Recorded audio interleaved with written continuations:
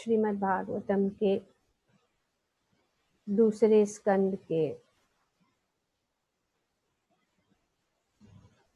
7वें अध्याय के 6ठे श्लोक को पढ़ रहे हैं और उसको समझने की कोशिश कर रहे हैं।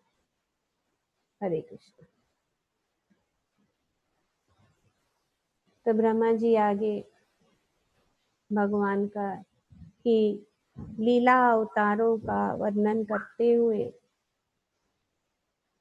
आज इस श्लोक में श्री नर नारायण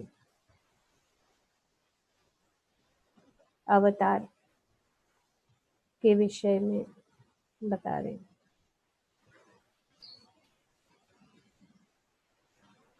उन्होंने अपनी तपस्या की विधि प्रदर्शित करने के लिए धर्म की पत्नी तथा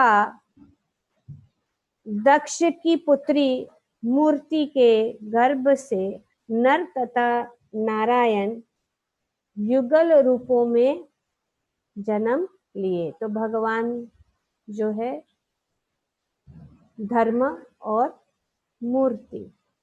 मूर्ति कौन थी?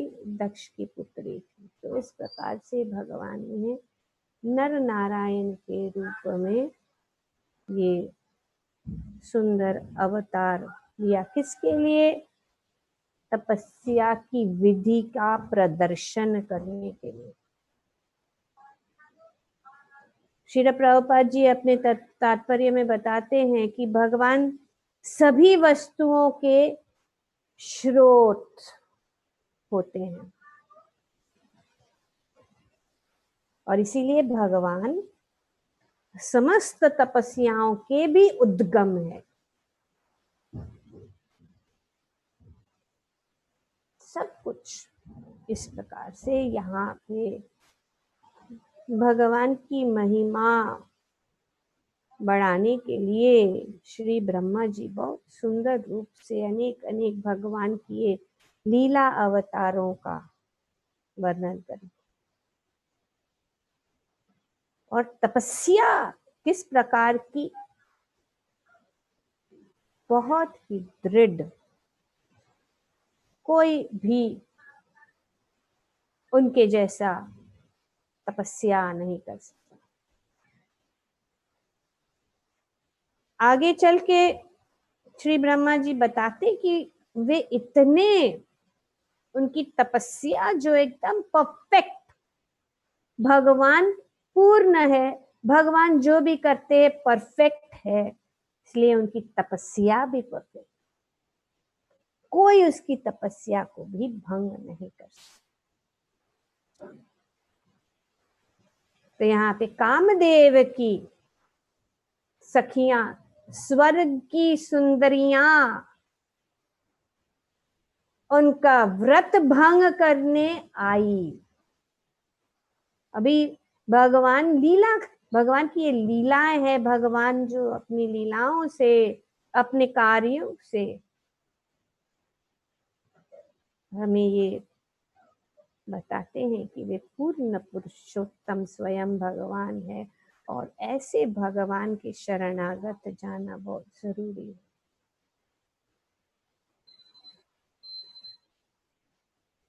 जब वे कामदेव की सखियां जब वे आई, क्या हो गए? वे असफल हुई। उनकी तपस्या को भंग करने के लिए वे क्या हुई? असफल।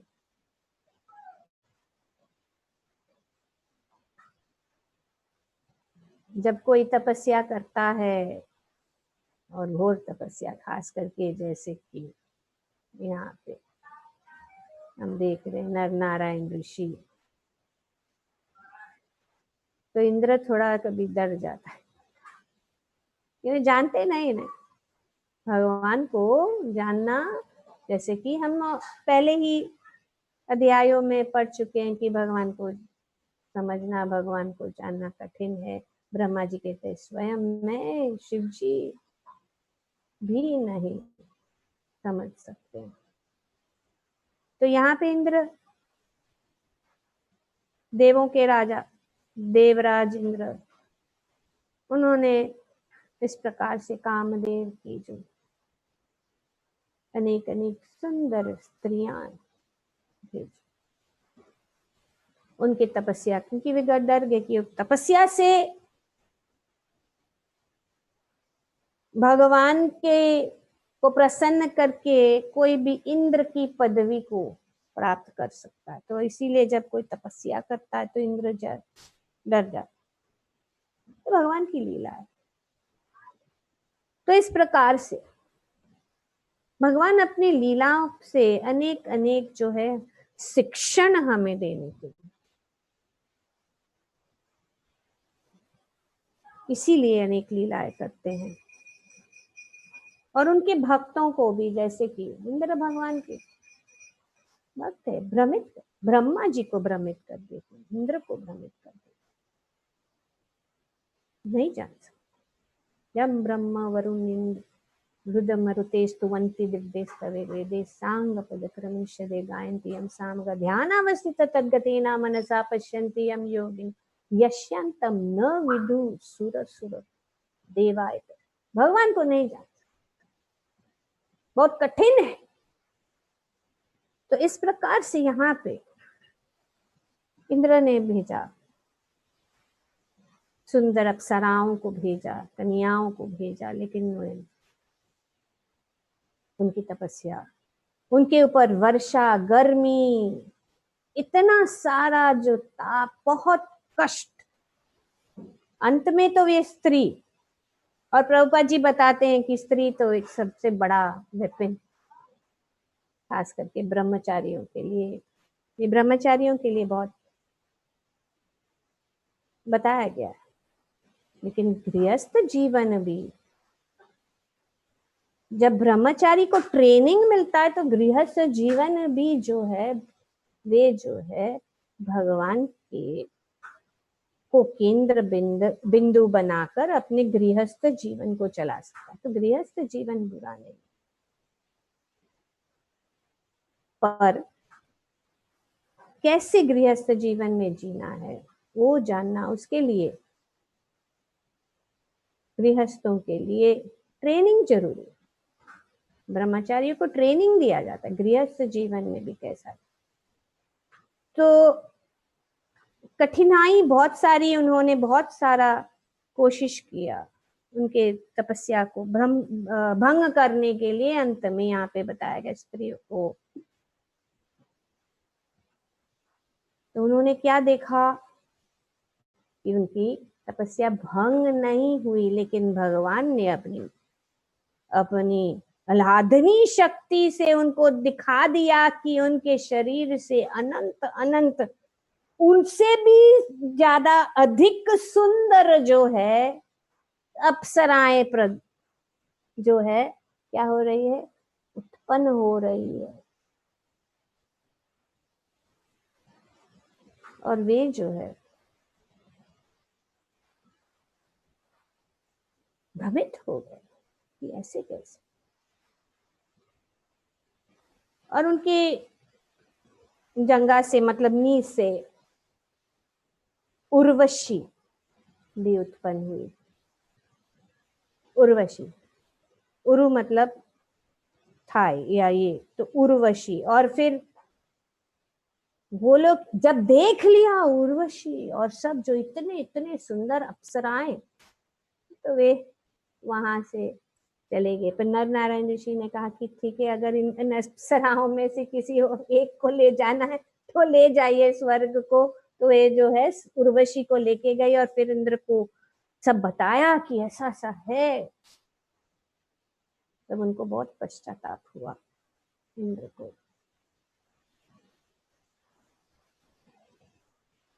तो यहाँ पे श्री प्रभुपाद जी बताते कि दृढ़ ब्रह्मचारी के तपस्वी जीवन से ईर्ष्यालु होकर उनका व्रत भंग करने के उद्देश्य से देवता कामदेव के सैनिकों को भेज दिया। कामदेव के सैनिक,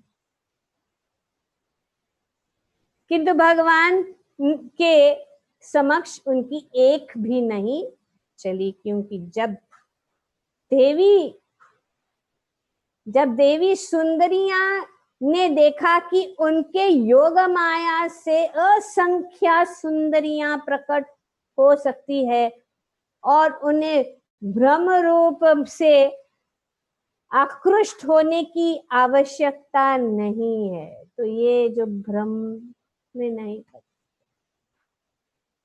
बहुत सुंदर उदाहरण देते हैं भगवान हलवाई का। हलवाई कभी मिठाइयों से ललचाता नहीं है हलवाई उसको, क्योंकि उसके जीवन में, क्योंकि हलवाई जो सदा ही मिठाइयां बनाता है, उन्हें उन्हें खाने की कोई इच्छा नहीं रहती। इसी प्रकार भगवान अपनी इल्हादनी शक्ति से असंख्य दैवी सुंदरियां उत्पन्न कर सकते हैं। अतः भौतिक संसार की ऐसी तुच्छ सुंदरियों से लेश मात्र भी आकृष्ट नहीं होते। ये जानना बहुत जरूरी है, क्योंकि जब 10वें स्कंद में जाएंगे तब हम समझेंगे नर नारायण ऋषि भगवान हैं। तो इसीलिए श्री प्रभुपाद जी यहाँ पे बताते हैं कि जो ये नहीं जानता, ये बात को नहीं जानता, इसीलिए जो है हमें भगवान की लीलाओं का, ये भगवान के अवतारों का पूरी तरह से जान लेना चाहिए। जब हम 10वें स्कंद तक पहुंचे तो हमारा जो मन है दूषित नहीं होगा। हम समझ सकते हैं भगवान की लीलाएं। भगवान जो है इतने अपने भक्तों के प्रति किस प्रकार से प्रेम आदान प्रदान करते हैं और अनेक अनेक प्रेममयी लीलाएं करते हैं। क्यों? उनके आनंद के लिए। और जब उनको आनंद होता है तो भगवान को भी आनंद उत्पन्न होता है। प्रभुपाद जी बताते हैं अपने तात्पर्य में यशोमती नंदन, ये प्रभुपाद जी ने हरेक जो वैष्णव गीतों का तात्पर्य पर यशोमती नंदन प्रभुपाद जी का बहुत प्रिय 2 जय राधा माधव, ये कंप्लीट है जय राधा माधव, उसमें सब कोई है।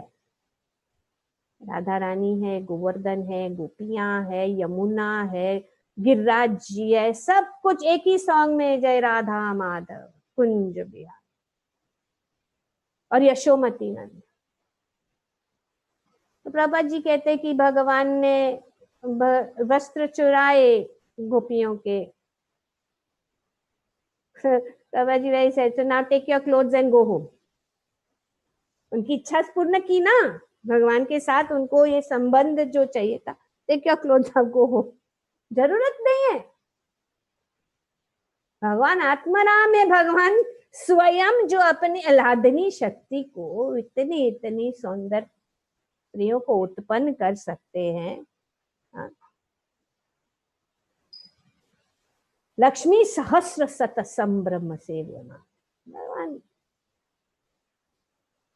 तो इस प्रकार से यहाँ पे भगवान की लीलाएं दिव्य है।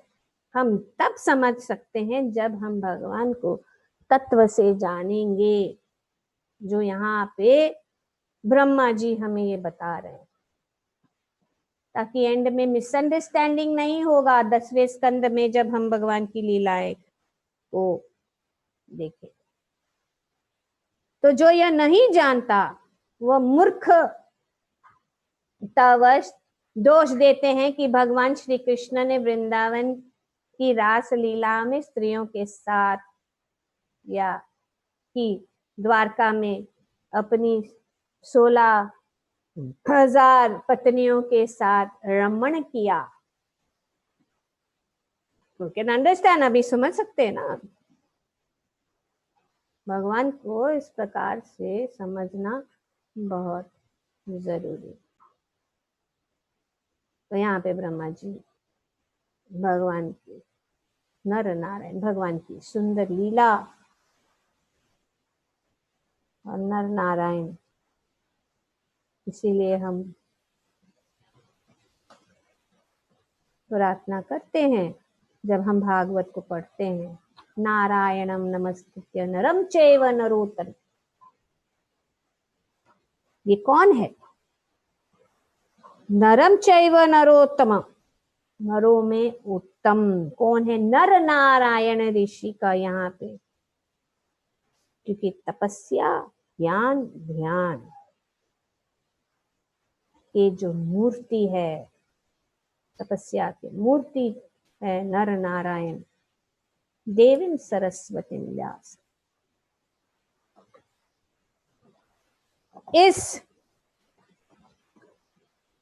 विजय के साधन स्वरूप श्रीमद् भागवत का पाठ करने सुनने से पूर्व मनुष्य को चाहिए कि वह श्री भगवान नारायण को, नरोत्तम नर नारायण ऋषि को, विद्या की देवी माता सरस्वती को तथा ग्रंथकार श्रील व्यासदेव को नमस्कार करें। तो हर रोज हम नर नारायण, और अभी भी नर नारायण ऋषि है हिमालय, दीर्घ काल से वे तपस्या कर रहे हैं इस आध्यात्मिक ज्ञान की रक्षा के लिए, अपनी सभी विश्व की रक्षा के लिए। नर नारायण ऋषि के रूप में जो है अभी भी भगवान सृष्टि से के समय, स्वयं भुव मनु के समय से जो है, तो नर नारायण ऋषि का ये जो लीला है, उन्होंने साबित किया कि वे जो है सबसे उत्तम तपस्वी, उनकी तपस्या को कोई भी भंग नहीं कर सकता। तो दूसरी भी एक सुंदर, जैसे कि कुछ एक्साइटमेंट भी होना चाहिए, हाँ, तो कथा में थोड़ा एक्साइटमेंट, लीला में, भगवान लीला में कुछ अच्छा कार्य भी करते हैं। तो नर नारायण ऋषि के साथ दूसरा एक सुंदर लीला है जो विष्णु पुराण में पाई जाती है, और ये नर नारायण तपस्या करते हैं। तो एक असुर राक्षस, असुर दंबोध भव नाम का एक असुर, वो चाहता था, जैसे कि असुरों का एक ही कार्य है, किस प्रकार से सब कुछ छीन कर अपना ले, बना ले, सब कुछ देवताओं से लेकर सभी चीजों को वो चाहते हैं, सभी के ऊपर वे प्रभुत्व जताना चाहते हैं, और उसके लिए वे कुछ भी कर सकते हैं, और सब जगह वे सबसे ज्यादा शक्तिशाली बनना चाहते हैं, यही उनका उद्देश्य रहता है। और अगर वे प्रार्थना या तपस्या करते हैं इसी हेतु, उनका यही उद्देश्य होता है, शक्तिशाली बने और सबको सब जगह त्राही मचा दे, सबको कष्ट दे। तो इस प्रकार से दंबोध भव नाम का असुर था, उन्होंने सूर्य देव को प्रसन्न करने के लिए उन्होंने घोर तपस्या,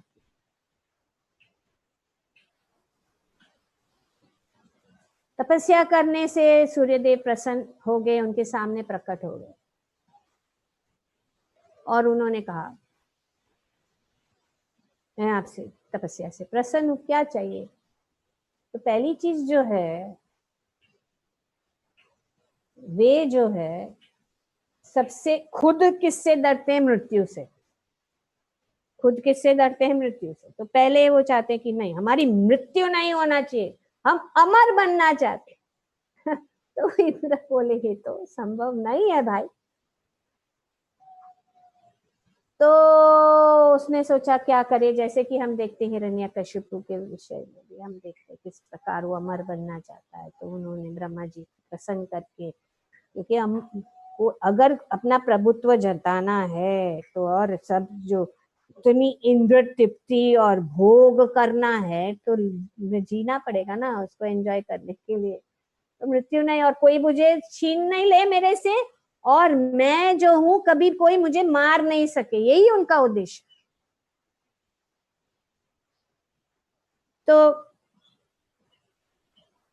उन्होंने कहा ठीक है, अगर ऐसा नहीं तो ऐसा मुझे वर दो कि मेरे जो है सहस्र कवच मेरे शरीर पर, सहस्र कवच।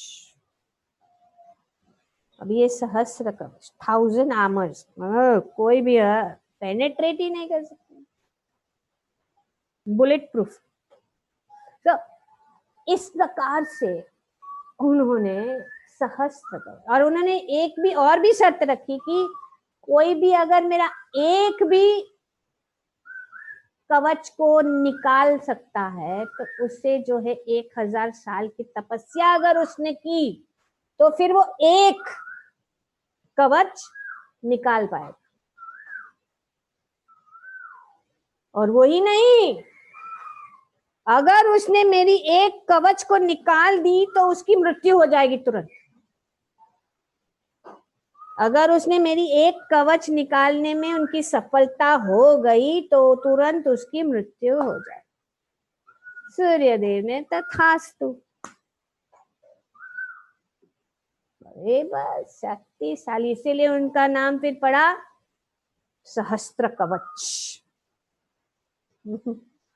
देखिए कैसा सहस्त्र कवच। तो शुरू कर दिया उसने अपना काम जो भी करना था। पूरे जगह में जाके सब लोग जो है बहुत परेशान, बहुत कष्ट, सब जगह जाकर उसने अपने प्रभुत्व जताने की कोशिश की, बहुत कष्ट। तब जब धर्मा की पत्नी मूर्ति ने देखा कि पूरे जगत में ये जो त्राही मचा है, तो ये वे प्रार्थना भगवान से, और भगवान उनसे सामने प्रकट हुए और उन्होंने कहा कि ठीक है, दया आई उनको। तो वे उनके गर्भ से जुड़वा पुत्र के रूप में नर और नारायण जी, और निकलते ही वे सीधा तपस्या के लिए, तपस्या इतना दीर्घ काल से तपस्या में, और यहाँ पे उनकी तपस्या का जो प्रमाण दिया जा रहा है ब्रह्मा जी द्वारा। और इस प्रकार से ये सहस्त्र कवच जो है सब जगह घूम रहा था इस प्रकार से, और सबको कष्ट दे रहा था। तब वे जो पहुंच गए बद्रिक आश्रम, अभी भी जैसे हम कहा बद्रिक आश्रम में नर नारायण ऋषि जहाँ पे, तो उनको देखा तो सब लोग जो है गए नर नारायण के पास, ये आ रहे, तो आ गए सामने। उनको उन्होंने कहा, तो नर नारायण ऋषि ने उनको कहा कि ये सब तुम छोड़ दो, ये काम ये सब करना छोड़ दो, यहाँ पे बैठ के शांति से तपस्या करो। बोले अरे ये साधारण मनुष्य क्या हमको ये सब सिखा रहा है? अच्छा तुम सिखा रहे हो, मुझे पता नहीं है मैं कौन हूं, मेरे सहस्त्र कवच है, और ये सहस्त्र कवच को कोई भी नहीं तोड़ सकता, तुम्हें हिम्मत है तो करो। तो इस प्रकार से युद्ध हुआ नर और सहस्त्र कवच के बीच में, और उस युद्ध से उनका एक कवच नर ने जो है तोड़ दिया, निकाल दिया। तो ऑफकोर्स जैसा वरदान था, उनको कवच निकाला, तुरंत नर वहां पे गिर के, जो वरदान था कि मृत्यु हो जाएगी, उनकी मृत्यु हो गई। तो उन्होंने है तो तुरंत ऐसे वो सोच रहा था, हाँ देखो देखो कोई मुझे, उसी समय नारायण जो है बात, तो नारायण उन्होंने देखा, अरे जुड़वा है, अभी तो ये यहाँ पे पड़े हैं, लेकिन ये कौन आ रहा है? तो श्री नारायण ने जो है नर के ऊपर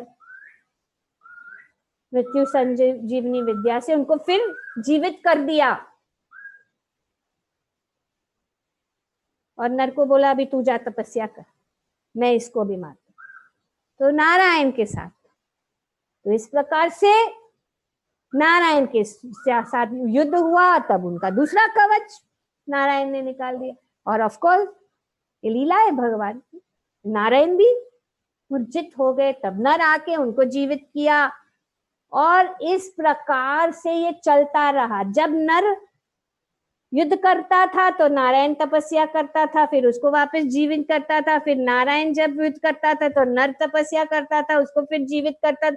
इस प्रकार के 9,99 जो है कवच खत्म हो गए, सहस्त्र कवच। तब वो डर, तब वो पता लगा, उसको होप था, नहीं नहीं अभी मैं बचूंगा, अभी मैं बचूंगा, अभी, लेकिन वो डर गया, डर के भाग गया वहां से, और तुरंत जाके सूर्य देव के शरणागत हो गया, मेरी रक्षा करो रक्षा करो रक्षा करो, मैं आपके शरणागत आया। तो नारायण भी उनके पीछे पीछे गए गए, तब देखा कि वे सूर्य के पीछे छुपा हुआ है। तो नारायण ने उनको बोला कि इसको छोड़ो, उसको मत, उनकी रक्षा मत करो। तो सूर्य ने बोला नहीं, मैं कैसे उसको, वो मेरा शरणागत है, जो शरणागत आया हुआ है उसको मेरी रक्षा करना जरूरी है। उन्होंने भगवान के आदेश का उल्लंघन किया, उन्होंने सुना नहीं, भगवान ने कहा कि दो वापस उसको मुझे सामने आने दो उसको, उन्होंने, तो भगवान ने क्रोध से उनको कहा कि तुम्हें जो है मनुष्य जीवन प्राप्त होगा, और तुम्हारा ये भक्त के साथ तुम जो है दोनों जो है तुम मनुष्य के रूप में। तो इस प्रकार से सूर्य देव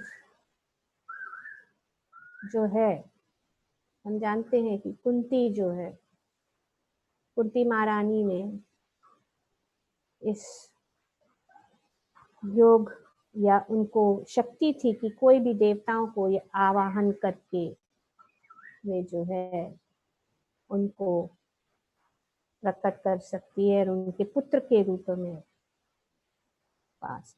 तो ये सहस्त्र बाहु जो है वो कौन बना? कर्ण के रूप में उनका जो सूर्य देव। तो ये डुअल पर्सनालिटी है, द्विज पर्सनालिटी, सूर्य देव भी है कर्ण, और कर्ण जो है वो सहस्त्र कवच भी। तो इस प्रकार से कर्ण की हम कथा जानते हैं। तो ये कर्ण जो था एक्चुअली ये असुर था। लोग बहुत सोचते हैं कर्ण को कैसा ये सब ये हुआ, कितना अच्छा था कर्ण, उसने क्या दोष था, उसने क्या दोष किया, उसने क्या, तो ये जो है जानना जरूरी है क्या हुआ था, कौन है। और सूर्यदेव और भगवान महाभारत में बताते हैं कि अर्जुन जो है नर और नारायण के रूप में इस लीला में, जब भगवान परम पुरुषोत्तम भगवान जो इस धरा पर अवतारित हुए। तो अर्जुन जो है नर और नारायण, और नर नारायण ने, जैसे हम देखते हैं महाभारत में, कर्ण का वध किया, तो लेकिन उसके पास ये एक कवच तो था,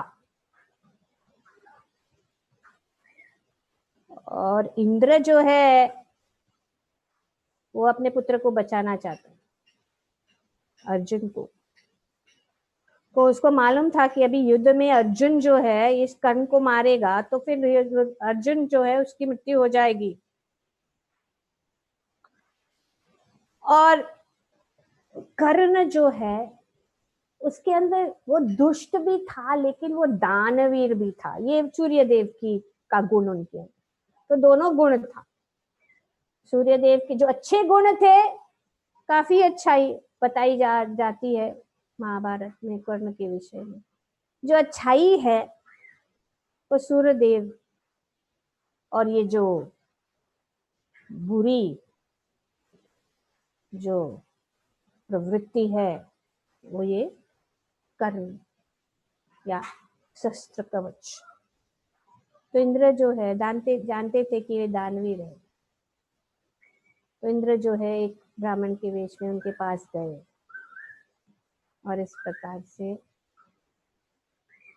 कर्ण ने ना महादानवी थे कि उन्होंने जो अपना कवच जो था ना उसको उखाड़, कवच और कुंडल जो है खाड़ के इंद्र को दे दिया, और इंद्र ने जाके सूर्यदेव को, तो इस प्रकार से उनका ये जो लास्ट कवच जो भी बाकी था वो निकाल दिया गया, और फिर युद्ध में अर्जुन ने जो है कर्ण का वध कर दिया। तो ये भगवान की एक अनेक अनेक लीलाएं हैं।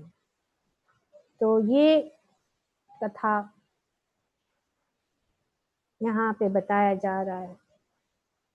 श्रील प्रभुपाद जी बताते हैं कि गृहस्थ जीवन बहुत सारी चीजें अपने तात्पर्य में ब्रह्मचार्य पालन के विषय में बताया गया, पर हम जो उपस्थित हैं यहाँ पे तो ये ब्रह्मचारी क्लास नहीं है, अभी जो है गृहस्थ में है। ये क्लास जो है ब्रह्मचारी, क्योंकि अभी हम ऑलरेडी जो है सब गृहस्थ जीवन में, तो गृहस्थ जीवन में भी किस प्रकार से हमें रहना है ये जानना भी बहुत जरूरी है, क्योंकि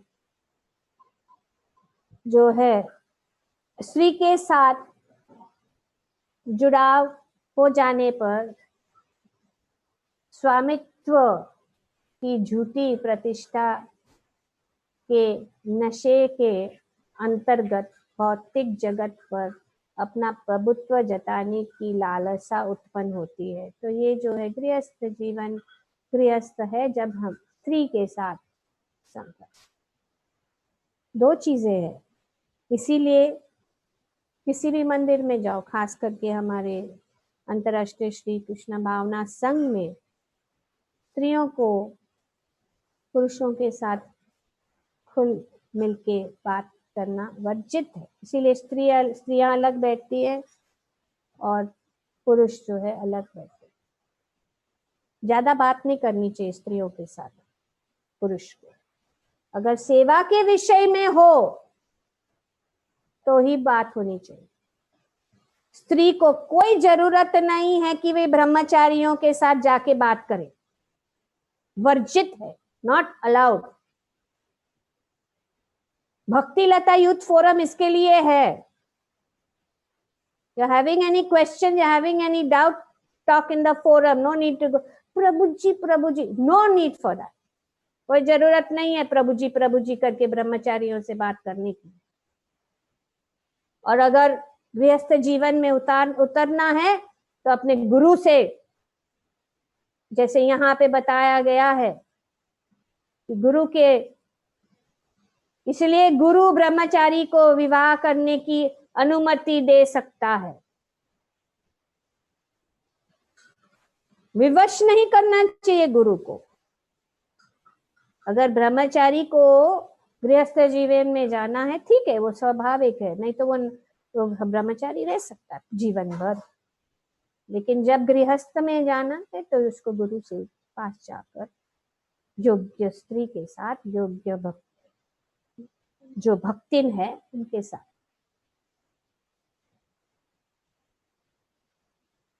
नॉट नेसेसरी, जरूरत नहीं है ब्रह्मचारियों से बात करना। प्रश्न है तो प्रश्न है ना, इतनी सारी माताएं हैं, उनसे बात करो।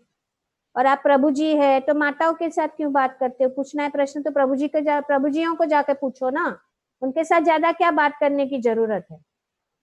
जो काम के विषय में है तो जरूरी। तो इस प्रकार से जो है दूर रहना जरूरी। अगर किसी से बात करना है तो सभी सभा में, जैसे क्लास में हो, अगर कोई भी कभी कभी स्त्री है पुरुष है, सब क्लास में प्रश्न पूछ सकते हो, लेकिन एकांत में अकेले में नहीं बात करनी चाहिए कोई भी स्त्री को पुरुष के साथ, खास करके ब्रह्मचारियों को। क्योंकि ब्रह्मचारी जो है वे एक, उनके लिए एक ये जीवन है, वे अपने जीवन को भगवान के इसमें लगा रहे, तो आपको डिस्टर्ब नहीं करना चाहिए। और डिस्टर्ब नहीं करना चाहिए स्त्रियों को, खास करके ऐसे वैसे कपड़े पहन के, खास करके खुले। ठीक है, आप ऑफिस से आ रहे तो एक शॉल रखो, स्टोल रखो, एक चुन्नी रखो अपने आप को कवर करने के लिए। तो इस प्रकार से उनको हमें जो है ऐसा सुंदर रूप से जाना ये अलाउड नहीं है, ब्रह्मचारी को डिस्टर्ब होता है। तो ये स्त्रियों का यहाँ पे बहुत स्ट्रिक्ट ये बताया गया, प्रभुपाद जी बता रहे हैं कि हमें किस प्रकार से रहना है। किसी को वर्जित नहीं, लेकिन ये अपने अपने स्थान पे अपने अपने नियमों के अनुसार हमें रहना है। तत्पश्चात ब्रह्मचारी को घर जाने दिया जाता है, अगर वे ये उनकी शिक्षा हो जाती है, जहां वह गृहस्थ जीवन में प्रवेश करने के लिए किसी अनुकूल स्त्री के साथ विवाह कर सकता है। किंतु ऐसे अनेक ब्रह्मचारी हैं जो गृहस्थ बनने के लिए घर नहीं जाते, किंतु वे स्त्रियों के किसी प्रकार का संपर्क न करने के नैष्ठिक ब्रह्मचारी का जीवन बिताना चाहते हैं। तो हमें पता नहीं ना कौन से ब्रह्मचारी का क्या भाव है। वो नैष्ठिक ब्रह्मचारी रहना चाहता है और फिर हम जाके प्रभु जी, तो फिर ये जो है अच्छा नहीं। तो गृहस्थ जीवन के विषय में हमने पहले भी चर्चा की, जो पिछले अध्यायों में वर्णन किया गया कि गृहस्थ जीवन और गृहमेधी जीवन में क्या अंतर है। गृहस्थ जीवन में भगवान जो है अपने जीवन के, इस गृहस्थ जीवन के केंद्र बिंदु, और जो कुछ भी कार्य इस गृहस्थ जीवन में है ना, तो इसके कहते हैं थर्ड पार्टनर कौन है? थर्ड पार्टनर भगवान के साथ में जीना। तो इस गृहस्थ जीवन के लिए भी जो हमारे अंतरराष्ट्रीय श्री कृष्ण भावना संघ में गृहस्थ मैन्युअल है, जो गृहस्थ जीवन में जाना चाहता है तो उनको ये गृहस्थ ट्रेनिंग, आपको पता होगा कि नहीं होगा, लेकिन मुसलमान और खास करके क्रिश्चियन, उनको जब वे गृहस्थ जीवन में जाना होता है तो उनको अपने चर्च में जाकर वो कोर्स करना पड़ता है, तब वो उनको स्वीकार किया जाता है कि शादी हो सकती है। कोर्स होता है।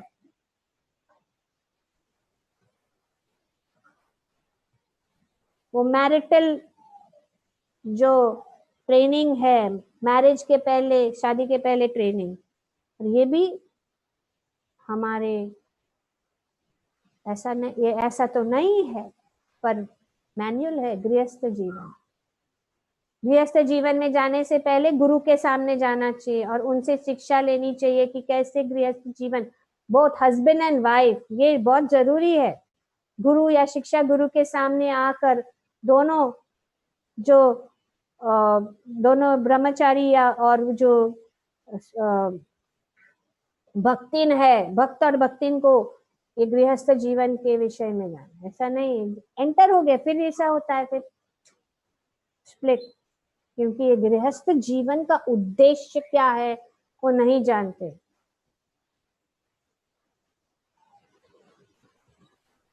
तो ये आश्रम है, ब्रह्मचार्य आश्रम, गृहस्थ आश्रम, वनप्रस्थ आश्रम, संन्यास आश्रम, और इन चारों आश्रमों से 3 आश्रम में ये जो है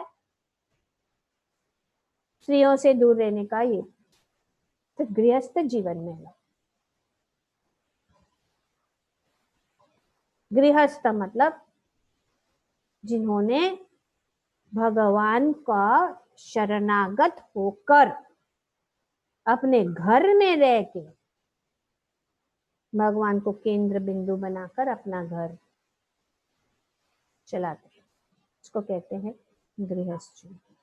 बहुत सारा चीजें हैं, लेकिन शॉर्ट में जो हमें एप्लीकेबल चीज है, और ये खास करके स्त्रियों के लिए बहुत जरूरी है, क्योंकि गृहस्थ जीवन में स्त्री का बहुत योगदान रहता है कि घर, बच्चे, पति, बहुत बहुत जो कर्तव्य है, पुरुष का कर्तव्य, स्त्री का कर्तव्य बहुत सारा बताया गया है शास्त्रों के अनुसार। तो किस प्रकार से गृहस्थ जीवन, यहाँ पे अगर हम गृहस्थ जीवन में भी रहकर आध्यात्मिक प्रगति करना चाहते हैं, नहीं तो गृहस्थ जीवन में आध्यात्मिक प्रगति करना बहुत कठिन है, लेकिन असंभव नहीं है। कठिन है लेकिन असंभव नहीं है। लेकिन अगर ये नियमों का पालन करके अपने गृहस्थ जीवन को बिताए तो हम ब्रह्मचारी आश्रम में जैसे ही रह सकते हैं, और पुत्र भी उत्पन्न कर सकते हैं जो भगवान के भक्त बन सकते हैं। तो पहला चीज है कि सुबह को जल्दी उठ के स्नान करना स्त्रियों के लिए बहुत जरूरी है, क्योंकि ये उदाहरण जो है, पहली जो शिक्षण जो अपने बच्चों को मिलता है वो अपनी माता को, माँ को देखकर। अगर माँ ही नहीं कर रही लेकिन बोल रही है, बच्चे तो सुनेंगे नहीं। तो जल्दी उठकर स्नान करना चाहिए, भगवान का पूजा करना चाहिए, भगवान के मंदिर को खोलकर भगवान को अगरबत्ती आरती वगैरह करके भगवान को भोग लगाना चाहिए, माला करना चाहिए सुबह को थोड़ा समय जल्दी उठ के। और जैसे जैसे ही मंदिर में होता है वैसे ही घर में हाउस प्रोग्राम कर, मॉर्निंग प्रोग्राम, जल्दी उठकर स्नान कर कर भगवान की आरती कर कर। चाहे समय का ये कोई नहीं है, जैसे भी समय, कभी कोई 4 बजे उठेगा, 5 बजे उठेगा, मैक्सिमम 5:30 तो उठ जाना चाहिए, 6 o'clock लेट में लेट तो सब हो। तो ये सब मॉर्निंग प्रोग्राम करना चाहिए गृहस्थ जीवन में। वर्शिप, तुलसी आरती और श्रीमद् भागवतम को पढ़ना, भगवत गीता को पढ़ना, भोग अर्पण करना, दान वगैरह करना, ये गृहस्थ जीवन का सबसे उत्तम कर्तव्य, मूल्य कर्तव्य है दान देना। क्योंकि गृहस्थ में जीवन में ही ये हो सकता है जहाँ पे आर्थिक उपलब्धियां हैं, और वो आर्थिक उपलब्धियों से वे ब्रह्मचारी और वानप्रस्थ और सन्यासी का वे जो है पोषण करते। लेकिन आजकल होता नहीं है, इसलिए अनेक अनेक योजनाएं बना एक्शन के लिए, कोई सामने से अपने कर्तव्य कोई नहीं जानता कि देना जरूरी है। किसको? खास करके गृहस्थ को। तो अनेक अनेक performing charity in the mode of goodness. Mode of goodness mean इसको योग्य व्यक्ति को देना है चैरिटी, ऐसे ऐसे किसी को नहीं। चैरिटी जिसको देना है जो भगवान के भक्ति में लगा है, भगवान के प्रचार में लगा है, उसको व्यक्ति को हमारा दान देने से हमें वो दान जो है उसका लाभ मिल सकता है। लेकिन ये ढोंगी भोंगी ब्राह्मण किसी को दे दिया, वो फिर जाके गुटखा खा रहा है, तंबाकू खा रहा है और फिर कुछ भी कर रहा है, हाँ, तो ऐसे करने से वो ब्राह्मण के नाम से, और उनका चरित्र तो इतना, उसके बात ही नहीं करनी पड़ती है, लेकिन ब्राह्मण हूँ मुझे ब्राह्मण दान दो, तो ऐसा नहीं। तो इसीलिए इसका बताया गया है भगवत गीता में, पूरा चैप्टर है charity in the mode of goodness, charity in the mode of passion, charity in the mode of ignorance, सब बताया भगवान ने। लेकिन हम पढ़ते नहीं है तो भी जाके किसी को भी दे रहे बिना समझे, और जिसको देना है उसको, क्योंकि वो जिसको देने का है वो तो मांगते नहीं है, क्योंकि वे समझते हैं कि जिसको देना है उनका, जो लोग उनके साथ संपर्क है उनको वो समझेंगे, लेकिन समझते नहीं है तो कभी कभी बोलना पड़ता है। लेकिन कुछ लोग हैं जो बोलते भी हैं। चला, इस प्रकार से जो है दान, भगवत गीता, भागवतम, भोग, दान, इस प्रकार से तप, यज्ञ, यज्ञ करना बहुत जरूरी है गृहस्थ जीवन में। और ये यज्ञ इस युग में क्या है? संकीर्तन यज्ञ। तो संकीर्तन यज्ञ होना चाहिए, घर के अंदर बुला के, भक्तों को बुला के संकीर्तन यज्ञ। तो ये सब जो यहाँ पे बहुत सारा लिस्ट बताया गया है जीवीसी और शास्त्रों के अनुसार, ये जो है। और असत संग त्याग, ज्यादा से ज्यादा जो है भौतिकवादी लोगों से संग नहीं रखना चाहिए। घर में भौतिकवादी लोगों को बुला रहे खाने के लिए, लेकिन भक्तों को नहीं। खाने को किसी को खिलाने का तो भक्तों को बुलाओ, बर्थडे है, प्रमोशन है, जो भी है भक्तों को बुलाओ, उससे आपका ये जो है ये भी सफल हो जाएगा। तो अनेक अनेक जो है जीवन जो है, सब कुछ जो है भगवान, और जैसे भगवान ने बताया यत करोषि यद यजनासि, तो जो भी हम खाते हैं, जो भी हम देते हैं, जो भी हम में मिलता है, श्री भगवान के चरण कमलों में अर्पण करके। हाँ, पुत्र भी जन्म होता है तो पहले भगवान के शरण में अर्पण करके। नया घर लेते तो चाबी पहले भगवान के चरण में। अगर हमें गाड़ी लेते, गाड़ी का चाबी पहले भगवान के चरण में। सब कुछ भगवान को अर्पण करके, ये है गृहस्थ जीवन। बिजनेस भी शुरू करते हैं तो बिजनेस का पहला जो ये है भगवान, बाद में सब। तो ये गृहस्थ जीवन, जो कुछ भी हम करते, यात्रा में जाते, घूमने जाते, फिरने जाते, सब जगह भगवान के साथ हमारा संपर्क रहना है, तो इसको कहते हैं गृहस्थ जीवन। बहुत सारी बातें हैं। तो आज के इस श्लोक में श्री ब्रह्मा जी बताते हैं कि किस प्रकार से नर नारायण ऋषि ने क्या अवतार हुआ, और किस प्रकार उन्होंने जो है तपस्या, ये जो है पार्शियल इनकारनेशन, अंश है भगवान। और इस प्रकार से यहाँ हम देख रहे हैं कि वे जो हमने पिछले जो अवतार में हमने बताया कि जो यहाँ पे भगवान ने पूर्णता ध्यान, तपस्या और ध्यान का ये उद्देश्य, उनका ये जो है उनकी शक्ति उन्होंने प्रदर्शन। और अभी भी बद्रिक आश्रम में इसीलिए बद्रीनाथ चारों धामों में से एक शेष धाम, वहां पे नर नारायण ऋषि वहां पे, और उनका संपर्क अगर हम जाएंगे तो तपस्वी है, सभी है ना। हिमालय में व्यासदेव है, हम गए थे व्यासदेव की कुटिया वहां पे हिमालय में, जो बॉर्डर पे है, तिब्बत के बॉर्डर पे। इस प्रकार से व्यासदेव है, हनुमान जी है, नर नारायण ऋषि भी अभी है, और ऑफ कोर्स अश्वत्थामा भी है। ठीक है, तो आज के इस श्लोक में ये सब चीजें बताई गई। ग्रंथराज श्रीमद् भागवतम की जय। ओम तत् सत। Thank you very much. Hare